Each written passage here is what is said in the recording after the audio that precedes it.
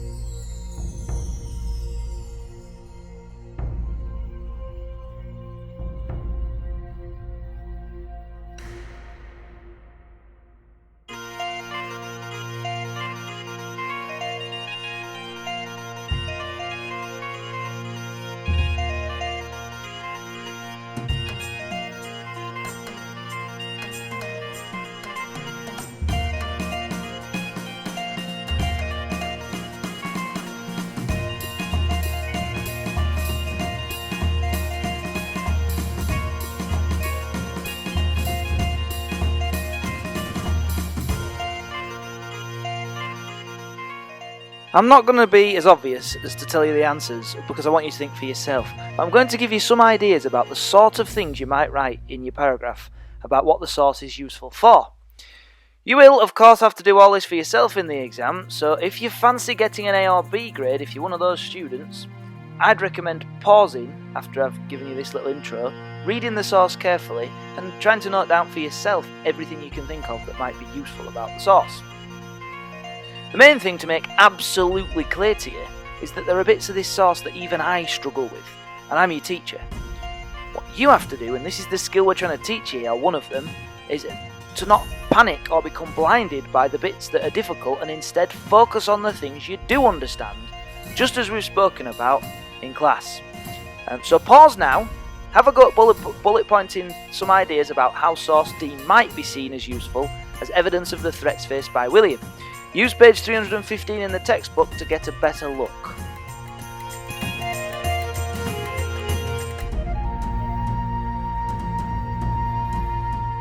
First of all, when you're thinking about what the source is useful for, you need to know what the source is actually telling us about, specifically about what it's telling us about the threats to William's rule. And in this case, it mentions 3 threats. Firstly, it mentions Normandy. Next, it mentions Wales. And finally, it mentions how Anselm had sent some troops to help William. But it suggests that William thought that Anselm didn't send very good soldiers, which might suggest that Anselm of the church was a threat, because he was trying to undermine William's rule. What do you think you'd need to include to prove to the examiner that the source is useful because it's telling about these things? Quotes, of course, that's what you need to use. But not just quotes. If you've been listening to or reading the rest of it, you need to use your own knowledge. You might consider some of your own knowledge found on the timelines about threats to William from Normandy and Wales. Are these threats to William's rule? Well, when you come to read it, you'll see that they were threats to William's rule, and maybe you'd include a little sprinkling, just teeny bits of your own knowledge to prove that you know what you're talking about. But what the source says about the threats, does it match what you know from your own knowledge? For example, about Wales, it says here, he soon received their surrender and so obtained peace from all his enemies. Read about Wales. Does that sound right? Yes or no? Well, you've got to think about that. Also, what do you know about Anselm and William? Was he a threat to William? Was he as big or as small as a threat to William as the source suggests? They're all things you've got to consider. Another thing to consider about usefulness is, which of the three threats do you think the source tells us most about? I hope you can see it tells us most about the threat of Anselm, though there is also quite a bit of information about the threat of the Welsh at the beginning of the source. So the source is fairly useful for giving us information about the threat posed by Wales and by Anselm. There is also something that we've missed here. We've talked about the source itself, but we've not talked about the provenance. What could you say about the usefulness of the source in terms of the provenance? Well, Edmer, being Anselm's friend, is in some ways a bit of a negative, and we'll come to that. But it could also be something that strengthens the source, because Edmer was in a position to know all about the threat that Anselm posed to William, because one would assume that they spoke about it, and I would guess that Anselm probably tried to underplay that threat, but at least Edmer would be in a position to know about the relationship between Anselm and William in quite a bit of detail. So there are some hints about the sorts of things you could write in the usefulness paragraph.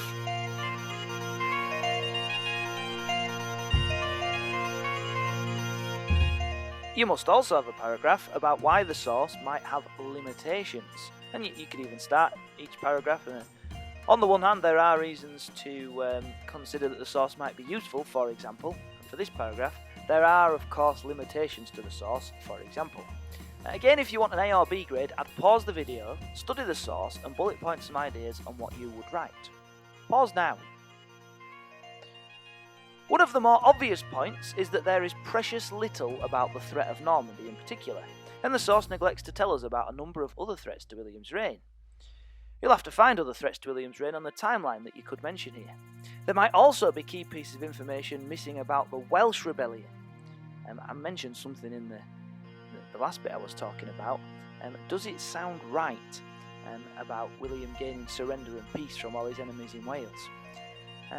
It is in the not so useful paragraph, or rather what we call the limitations paragraph, when your own knowledge can really come into play. And this is why you must revise the timeline, because then you'll be able to write about the important things that the source fails to mention that are to do with whatever the question is asking you to look at. In this case, if it's asking you how useful is this about threats to William, and you know all about the threats to William and that it misses some, you're going to gain marks for that.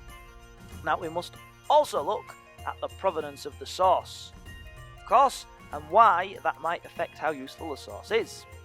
The key, and hopefully, I hope to you can see, quite obvious point on the provenance is that Edmer was Anselm's friend, and this has some implications.